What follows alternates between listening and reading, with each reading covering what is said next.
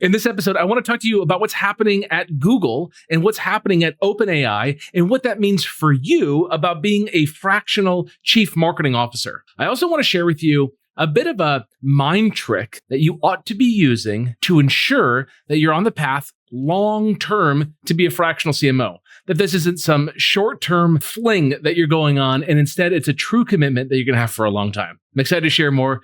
Let's get into it. Marketers of the world, why do we work hard to solve small problems? Why do we reinvent ourselves and our clients over and over? And why are we giving away marketing strategy for free? With advancements in AI, we're all seeing the marketing department shrink from the bottom up. And companies need you to serve them as their fractional chief marketing officer. It's time to solve bigger problems and bring home a bigger paycheck. It's time to create the lifestyle we deserve and to make a greater impact. This is the Fractional CMO Show, and I'm Casey Stanton. Join me as we explore this growing industry and learn to solve bigger problems as marketing leaders. The Fractional CMO Show is sponsored by CMOx, the #1 company to teach you how to attract, convert, and serve high-paying fractional CMO clients on your terms. All right, welcome back to another episode of the Fractional CMO Show. It's me, Casey. All right, so let's dive in. I've got this article in front of me from Forbes, and it says that Google is offering a voluntary buyout program for a division that has 25,000 full-time staff members because they're pivoting towards AI and to streamline operations. And they say here that this move is an opportunity for eligible employees to exit with a severance package, thereby enhancing team efficiency and focus. Wow. Google is effectively laying off 25,000 people, but they're doing it kindly. Very interesting, right? Why is this interesting for us as marketers? Well, we know that the marketing department is shrinking from the bottom up. We're losing those low-level people on the marketing department, and we're just like moving up the chain where the people in the middle now have to do the stuff that they used to be doing, plus the stuff that the people below them were doing. How is that even possible? AI. OpenAI just released their O3 model. Maybe it's Omni 3. And this model's ability to reason is really amazing. It says it's the newest, most cost-effective model in our reasoning series, available in both ChatGPT and in the API today. This was as of January 31st, 2025. And it's really strong in the STEM fields. So think of it as a great model for science, math, and coding. So we're seeing these things happening, right? We're seeing Google say that they're going to let off 25,000 people. And then we're seeing OpenAI release their latest model. And the numbers are showing that this latest model is awfully smart when it comes to STEM stuff. So if you were starting up a business today, and let's say you weren't doing the fractional CMO thing, but you're setting up just a business in creating some kind of product, you might want to bring on a full-time doctor, right? Like a PhD, someone who has decades of experience in the space. And you can do that and you can pay their high fees, or you can just turn around and just have AI be able to model something that's probably pretty dang good, maybe even better, for like no cost, no bathroom breaks, no overtime, no 401k, no nothing. $20 a month and you can have this. Pretty incredible that that's available. So what does that mean for us as marketers? It means that we're going to constantly see pressure from business owners to make more happen with less. That's the biggest thing. So what do we do about it? Well, I still believe that being a fractional CMO is the #1 thing to do. It's like top of the list to me. Where do I want to be right now among all of this automation, among all of this AI innovation? I want to be the leader and strategist of the marketing department. It's not happening anytime soon that AI is going to evaluate a business, come up with a marketing strategy, build the marketing team, and make that marketing team make the dreams of the CEO and you come true. Right? Only you can do that. It needs human labor. So we want to be in a place where being human is important. All right. So there's an idea that's on my mind that I want to share with you. And here's what it can look like kind of on the outside. It's when people come to me and they say, hey, what niche should I pick? Seems like a really good question, right? What niche should I pick? It's a good question and we can get into it. Or like, what do I even deliver in my first 30 days with a client? It's a good question. We'll talk about it in upcoming episodes, but like that's not really the thing that I want them to start with. What I want them to get clear on is their commitment to the work and to the role. That's it. It's like maybe you've got a friend who's just been dating their whole life and can never find someone great. but you've like met their partners that they've had along the way, and they've had some really great partners. And you know that like, it's not about the perfect partner, someone without flaws. It's about committing to that person and building a life together. That's what really matters, right? It's not like you're without flaws. Like they can't be without flaws. Similarly, it's not like there's one niche that's the only niche to pick. Oftentimes when people ask me questions, we'll like kind of whittle it down to a couple niches for them. And I say, which one like makes you happy? It gets you excited. And they can choose that one because there isn't like a perfect answer for that. But what I want you to do in this episode is I want you at the end of it to be committed to being a fractional CMO. And think of commitment in a marriage. If you're like me and you're married and you've got kids and you've got a house and a mortgage and all that, there's a commitment that you have, right? Different commitments in your life. I'm committed to being a husband. I'm committed to being a father. I'm committed to making my mortgage payments on time. Yet someone else could say the exact same things. And then when I said, what about the fractional CMO thing? They're like, yeah, it sounds cool right now, but like maybe I'll sell a product on Etsy later, or I don't know, build websites and sell those, or I don't know, do whatever work falls in my lap. It's silly. I want you to have the same level of commitment to being a fractional CMO that you have to these other things in your life. So let me tell you, like, what will happen inevitably. You may be the kind of person who wins a client quickly as a fractional CMO. If that happens to you, I'm thrilled for you. Let's celebrate. Shoot me a message. Let me say, like, great job. Okay? Seriously. Or you may be someone on the other side, and it takes a long time to get your first client because of whatever happens, because of the noise in the environment, because of competition. What's competition? Competition to me, it's just noise. It's the tariffs. It's the trade wars. It's the political whatever is going on. It's the wars. That's my competition because I can't get my message out because people's brains are clogged up with other stuff that's going on.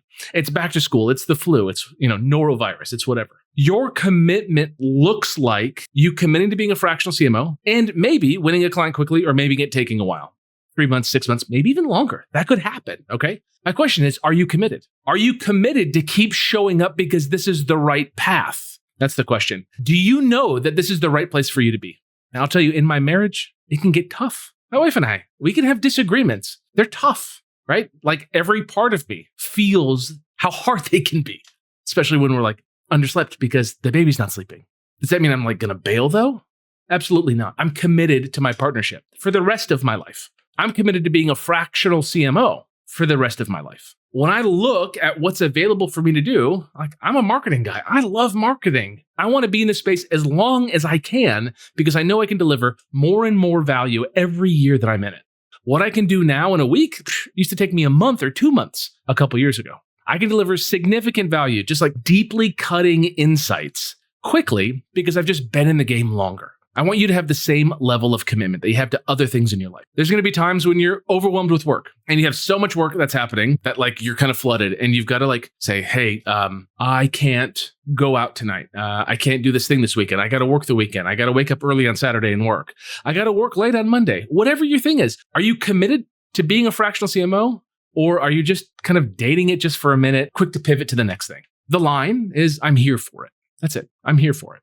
I'm here for it. What are you here for? You're here for the highs and the lows. And let me tell you, the highs are great. When you have your first $40,000 a month as a fractional CMO or bigger, pretty awesome. It's a great place to be. You're in the 1% of income earners in the United States. And across the world, man, what are you in the 0.1% of income earners? You are literally one of the richest people on earth if you have consistent $40,000 months. Unreal. Yet people have whatever affliction that causes them to change their mind rapidly and repivot. Say, I'm going to leave my agency and build the fractional CMO thing. And they do it for a couple months and they say, the fractional CMO thing's not for me. I'm going to go repivot and do this other thing and this other thing. And they're like a drunk walking a couple steps this way, a couple steps that way, a couple steps that way. And ultimately, they don't really get anywhere. They don't get any further along than if they were to just pick a path, commit to it, and go, go, go. That's what I want you to do. Pick a path, commit to it. And go, go, go. You're going to have lows as a fractional CMO as well. What are your lows going to be? Losing a client, having a prospect that you're talking to. They love you. Great energetic fit. They've got a great budget. Everything looks good. You send the proposal. They sign it. You wait a couple days. Supposed to pay you. You're going to start the next day. Payment doesn't come. Delayed. What happened? Whatever. Some melodrama. Someone didn't like it. Someone said no. Someone died. The business went under. Someone stole money from, who cares? Something will happen inevitably. Can you roll with those punches? You will lose an opportunity that maybe you got married to in your mind. Can you roll with those punches? Or do you just want to go trust the Fortune 500s like Google to keep you employed and happy. Well, obviously, I think you should go to Google because Google's doing that early termination or severance package or whatever buyout for 25,000 folks. And that's just the first one that I'm seeing.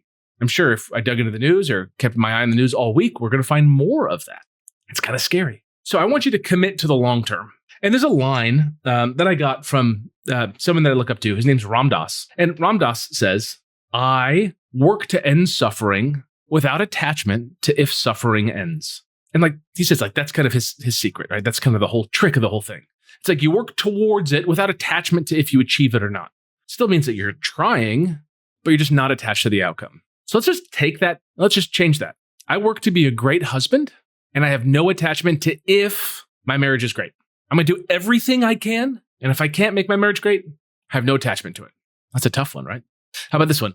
I work to get rich without attachment to if I'm rich. I work to serve great companies. I work to win and serve great companies as a fractional CMO without attachment to if I win or serve great companies as a fractional CMO. It's tough. In our culture, we say strive, go after it, get it, right? And I think you can still have that energy. But then the thing that you couple that with is also an acceptance of, and it might not happen. And if it doesn't happen, it wasn't for me. I did my best. I showed up and I worked and I did my best. The battles that we have as fractional CMOs, and really the battles that we have as entrepreneurs, is that we're really never against the market. We're against ourselves. I don't look at someone else and say I've got to beat that person or, they're doing a better job than me or whatever. It's all me. It's all inside of me. So when I reflect on myself and I see, am I committed to the outcome? And am I finding the things that are uncomfortable and investigating them? The amount of money I've spent on coaching is a lot. I've spent a lot of money on professional development. But I've also spent a lot of money on therapy because I find these things in me that are blocking me. They're the reason I don't charge more for a client. They're a reason that I feel like I need to be working on a weekend because I errantly saw an email when I checked my email because I looked at my email when my kids were having lunch. And if that happens to you, there's a block inside of you that's stopping you from being the version of yourself that you want to be. A lot of us want a lot, but we're not willing to pay the price. And one of the prices that we have to pay is just commitment and grit and sticking to it and knowing that sometimes we're going to do well and sometimes we're not going to do well. But at the end of the day, we are right now, today, we're in the golden years. This is the best time to be a fractional CMO. This is the roaring 20s of being a fractional CMO. There's no better time. You might say, oh, but what about a couple years ago before AI really came out? It's no one really knew about fractional CMOs. Well, isn't it going to be better later? It's I don't know. I'm pretty happy right now. I think this is a golden era for the fractional CMO. Now is the time to be a fractional CMO. I also think it's probably going to be okay in a couple years too, and in 10 years and in 20 years. You might go back to this episode. Maybe you listen to this into the future. It's mark my words. I think being a fractional CMO is a great thing to be long term. Why? Because the top of the marketing department just won't change. It'll always be a strategist and leader of the marketing department. We'll always have a president of the United States. Well, there'll always be a prime minister of a country. That role will exist. You need a leader for people. That can be you for marketing forever. So just stay in that role and elevate, commit to it, and commit to it for the highs and for the lows. And I think what you're going to find is that the lows are hard. The lows are really, really hard. I don't know where you go. Where do you go when you get down? I get pretty collapsed, get super bummed out. My affect is really flat. I've got my vices I kind of go to when I get bummed out.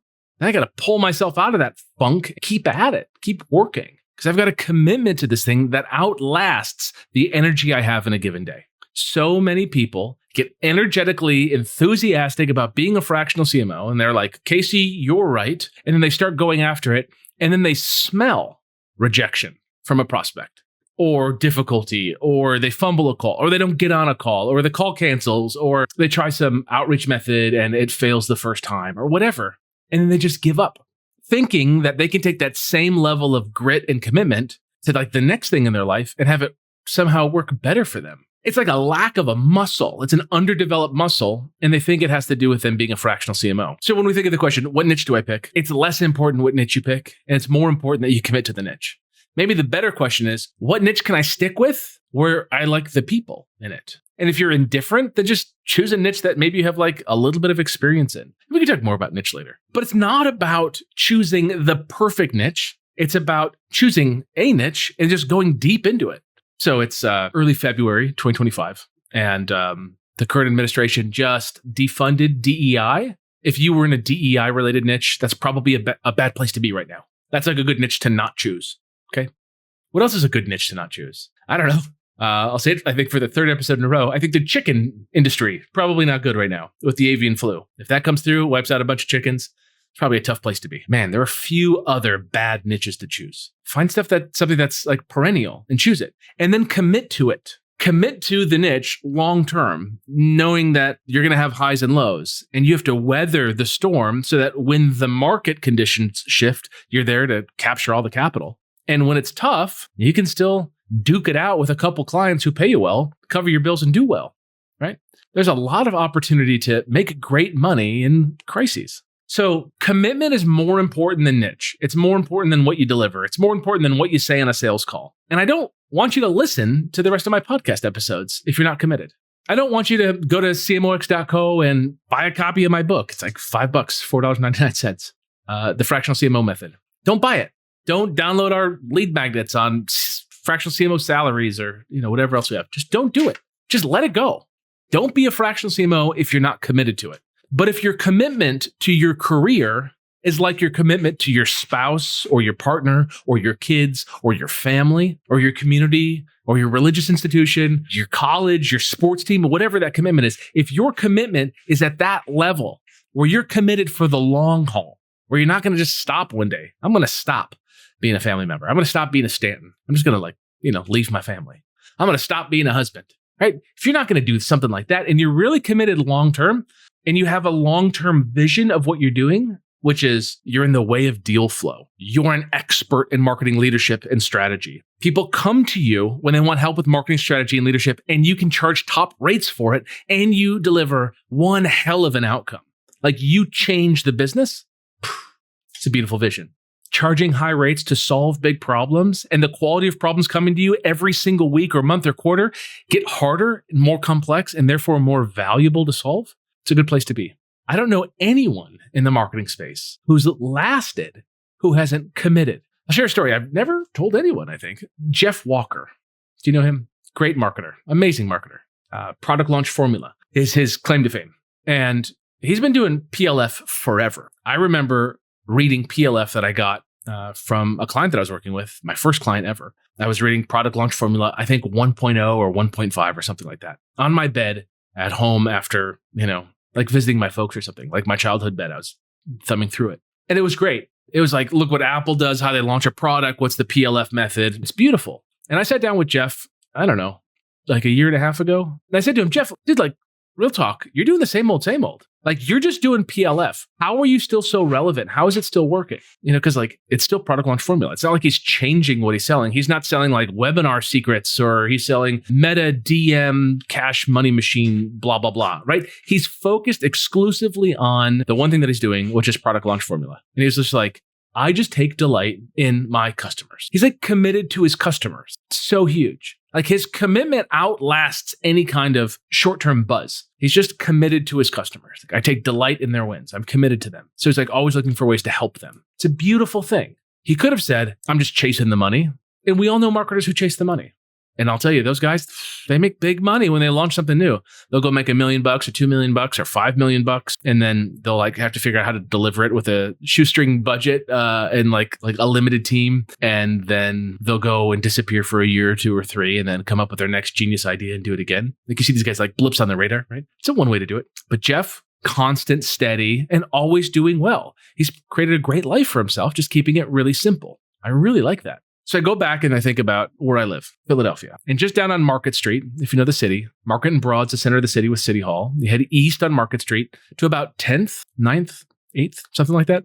And Market is Thomas Jefferson's house. That's where the Declaration of Independence was written, later signed. Amazing. All happened right there. Like that's a declaration. That's a commitment. Will you commit? Will you commit to this for the long haul, knowing that this is the place to be? What happens when you commit is you stop thinking about today. You certainly think about today, but you also think about where you're going to be in 2 years and in 5 years and in 10 years. When I wrote my book, The Fractional CMO Method, it wasn't for like to launch it. It was to have it for the rest of my life. It was to be an author for the rest of my life. When I started doing outreach to strangers to sell them on fractional CMO services, part of me was like, I kind of would really like a customer. Like I'd like a client kind of ASAP. And the other part of me was like, I want to build a pipeline, and it doesn't matter how long it's going to take for those people to convert, because I'm going to stay in the game long enough in order to have them convert. I've had customers take over 250 days from first contact to cash in for me. It's a long time. I've also had people who've converted incredibly fast, within 2 phone calls, within 1 phone call. One of my biggest clients ever started paying me like nearly immediately. It was a phone call to a proposal to a yes, all in the matter of maybe 48 hours. And then I worked with them for years at a pretty high monthly rate. So sometimes you get business quickly. Sometimes you get business slowly. But in the wash, you get the business that you're going to get, and you're here for it. And that's the line. I'm here for it. I'm here for it. I'm committed to it. I'm here for it. In my marriage, I'm here for it. I'm here for it. I'm here for it for my wife in the first trimester and in the 4th trimester. I'm here for it when my baby daughter is screaming in the middle of the night and she just wants me to hold her so she can scream in my face. I'm here for it. As a fractional CMO, I'm going to build a business. I'm going to build a pipeline. I'm going to nurture that pipeline. I'm going to go out there. I'm going to try stuff. I'm going to feel a bunch of weird feelings about like, man, discomfort and shame and embarrassment. I'm here for it. I'm going to have months where I am living like a king, making more money than I've ever made in my life. Also, I might lose a client the next day out of the blue, but I'm here for it. That's it. I'm here for it. I'm not running away from it. Like, that's the courage you have to have as an entrepreneur. It's like a dogged commitment. There are people that are lucky. It feels unfair sometimes that they're so lucky. But when I think of the people that I really look up to, they're committed. Above all, they're committed.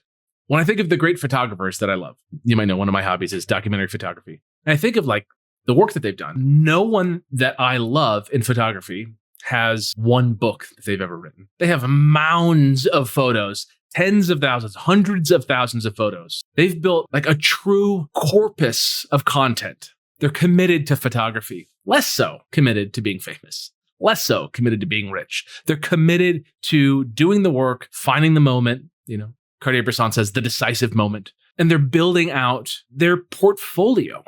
And the best of them hopefully get rewarded. And there's certainly some positioning in marketing that you ultimately have to do as a creative to get rewarded for your hard work. But these people didn't just become rich overnight or become famous overnight. They were committed to it. Like Elliot Erwitt, if you don't know him as a photographer, incredible photographer, funny photographer. He's delightful. He's got some really great stuff of Pittsburgh that he photographed, like stuff with animals. I've got Erwitt on the beach. It's just really fun stuff. And he's an older guy now. I think he's in his 90s. He's still photographing. He's still doing it. He's doing it because he's like committed to the game of it all. And he knows that sometimes he has an appearance or a workshop and he makes a lot of money. And other times he's like scraping together money to buy another roll of T-Max 400. He's getting another roll of film or something. He's committed to it. There's a game to being a fractional CMO. And if you're only here for the good times, you're not going to weather the bad times. Just don't even play. Just don't even do it. Don't even waste your time. Go do something else. But if you're here for it, I'm excited. I've got some really fun episodes coming up for you. So be committed to this. Write it down on paper. I have this notebook that I've been really liking. Recently, if you're watching this on YouTube, it's a Lochby, Lochby, little zip notebook. And I've got a Write in the Rain orange pen that nestles really nicely inside of it. And this is where I write that kind of stuff, like personal messages to myself. You might write, I'm committed to being a fractional CMO, and then date it and sign your name. Really write it. Like if it was a marriage certificate, what would that look like? Like sign your name. Be committed to this. Be committed for the highs and the lows. I guarantee that this is the best place to be as a marketer. I continue to study the landscape and I don't want to be anywhere else. I just want to be a fractional CMO. That's the best place to be. So if you want to join me on this journey, tune in for the next episode. Can't wait to share more. And if you want my help building your fractional CMO practice, just go to cmox.com/call and book in a call. Cool? All right. I'll see you soon. Take care. Thank you for sticking around for the full episode. As you know, learners are earners, but you've got to take action on what you heard today. For more information and show notes, visit fractionalcmoshow.com. If you'd like me to answer your questions on an upcoming episode, you can share your question at fractionalcmoshow.com. And last, please hit the like and subscribe button so that I know that this content is helpful to you. All right, go get them.